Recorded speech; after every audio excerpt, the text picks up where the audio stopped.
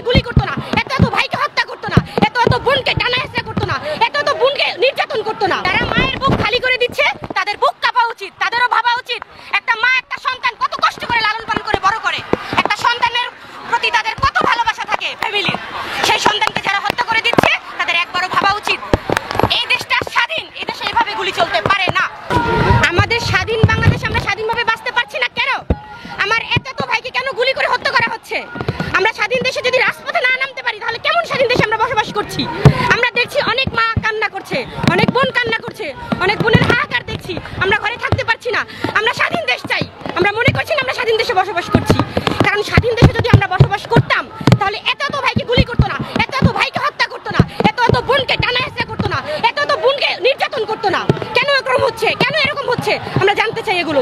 কার বেখেয়ালি পানার জন্য আজকে বাংলাদেশের এই পরিস্থিতি, আমরা সেটা জানতে চাই। অনেক মেয়েকে টানা হেঁচড়া করে তাদের বুকে আঘাত করা হয়, কেন এরকম হচ্ছে? কেন হচ্ছে এরকম? এটা স্বাধীন দেশ, আমরা তো স্বাধীনভাবে বাঁচার অধিকার আছে আমাদের।